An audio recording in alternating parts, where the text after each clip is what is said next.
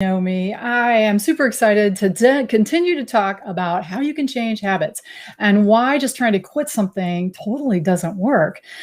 First, there's a few questions you have to ask yourself. Number one, do you really want to stop? Whatever it is, whether it's sugar, alcohol, smoking, relationships, whatever it is, do you really want to quit? Is it really the right time? Because it needs to be the right time. If you're super stressed out or you're trying to do too many things, it may not be the right time. So first you want to make sure you really want to, and is this the right time? And the next thing you need to do is understand why. Why do you want to quit? Because later on, that child in you is going to try and get you to do the thing, all right, whatever it is. And so we want to make a really clear idea of why this benefits us and what will happen if we don't stop, whatever it is, right? So I want you to take a piece of paper, split it down the middle. On one side, I want you to put all the positive consequences that come from you stopping whatever this thing is that you want to let go of, right? Or letting go of it. And on the other side, I want you to put, well, what are the negative consequences that are going to happen if you continue to do the thing, right? I mean, I know you can think of that everybody has their own stuff around this, but that way you're going to have a really clear vision of who you could become in the future if you stop doing whatever the heck it is, right? And we want that vision to be so crystal clear, because the clearer it is, the stronger your willpower. And this has been shown in research studies that people who have a very clear vision of their future self, like doing all those things you want to do, enjoying time with family, feeling great, hiking mountains, all that good stuff. If you have a very clear vision, it's more likely that in the moment you're going to have willpower. All right. And we want to build a case to yourself so that when you're feeling crummy and you're like, all right, I'm ready to have myself a big slice of pizza or something like that, you can say, no, wait. I know why I am not going to have the pizza or the wine or the cigarette or the cookie, right? I know why. I know how it's going to help me in the future. So it's really important to have that clear vision. And so let's think about what's in it for you. And then let's really try and couch this in positive talk. Quitting, if I say, okay, I'm quitting sugar, well, you know what my brain hears? It hears sugar. So anytime we're trying to stop something, we try and think about the positive part of it rather than focusing on the quitting, because our brain hears the thing. Like if I'm quitting smoking, I'm hearing smoking, or if I'm quitting sugar, I'm hearing sugar, right? So we try not to think about quitting. And in fact, we want to think about adding new habits that push out the old habits, right? There are some things that are mutually exclusive. That means you can't do them at the same time. You can't take a jog with a cigarette. And so that is one reason that I think exercise is in general a good thing to start to move into gradually. And the other way that you can actually increase your willpower is to pick something very simple, not even related to the habit, right? Something very simple that you're going to do every day. I like to use the example of using a squeezy ball or a tennis ball to exercise your forearms. And you just say to yourself, okay, once a day, I'm going to do this thing. I'm going to squeeze the tennis ball. I'm going to exercise my forearms. And you start to build up a track record. Once you have a track record of doing something even unrelated to whatever the habit is you want to quit, you start to go, dang, I can do something. I can do this. I can get myself to do something. And so you're creating a track record, starting to gain confidence in yourself.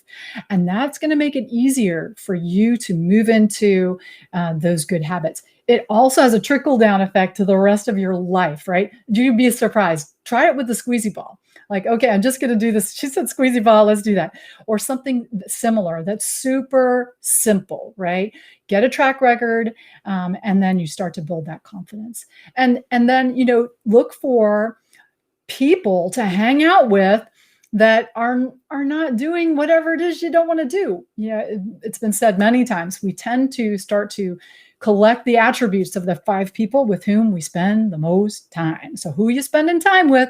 What kind of habits do they have? Do you need to expand that circle of friends a little bit, maybe? So it's something to think about, making sure that you're trying to keep yourself busy, doing things you can't, that will be helping you and not hurting you. Expand your circle of friends. Like if you join a club with people that are involved in health stuff, well, you're going to me trying to do those healthier things, right? And then, some of you guys are needing bright lines, right? If then. And I think that's important to plan as we try and change habits. We want to anticipate the little angel, the little devil on our shoulder, who is going to say, "Hey, you worked so hard today. Just have a little slice of cake," or something like that. You're going to try and talk yourself into doing the thing, right? That's your inner child. That's your emotional self. And so we need to have that adult. Your adult is going to step up and say, "Hey, wait, we got a list. There's a clear reason why we're doing this thing." And so I say, you can take that list that you're making today of the positives and negatives, shrink it down, carry it with you, so that when the little devil on your shoulder steps up and says, "Hey, let's just go have a big old cherry Coke," and you can talk back to it. And this is part of whooping it up, WOOP. What's your wish? What's your wish? That's the vision that you see. And what's your objective? Right? Objective, maybe to cut back on sugar. What's the obstacle that's going to get in the way? Because you're going to have it. You're going to be sitting, you're going to be walking through the grocery store. You're going to see that aisle with all the cookies that is calling to you. But what are you going to do? No. You're going to keep right on going, staying on the outside of the grocery store. We're not going to go down the cookie aisle. And you make a plan in advance for how you're going to do that. Well, so you can think of all the good things that are going to happen in your life if you don't go down the cookie aisle, right? And you can also think of, distract yourself with, "Oh, I need to get this on the other side of the store," right? I don't need to go there right now. So that is one strategy, is delaying. Many times, if we can just cool down that impulse right then, we're going to be able to let it go, right? If we can cool down the impulse just a little bit, and sometimes that means, all right, I'm just going to wait 5 minutes. I'm going to go do something else first. So we try and distract ourselves. And then finally, if you're having cravings for things, what are you really craving for, right? Is it craving for being with other people that's leading you to want to do certain behavior that's not so great for you? So we want to really fill the need and not just quench the craving with impulsivity. All right. So what do you really need? And for those of you who need bright lines, like 100% commitment, I'm going to stop this thing. Some of you are out there.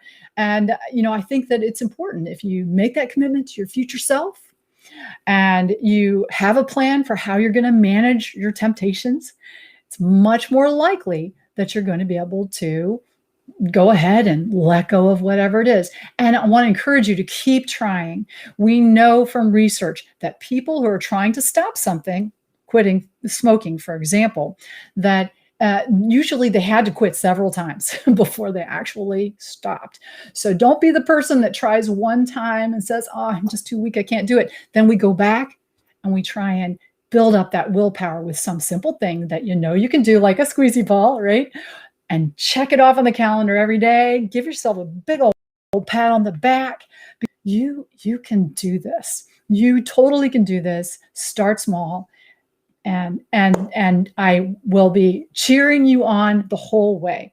All right, you guys, I hope that today is wonderful for you, that you're able to talk with a friend, get some sunshine in, definitely get movement in, and I will see you later. All right, have a great day. Bye.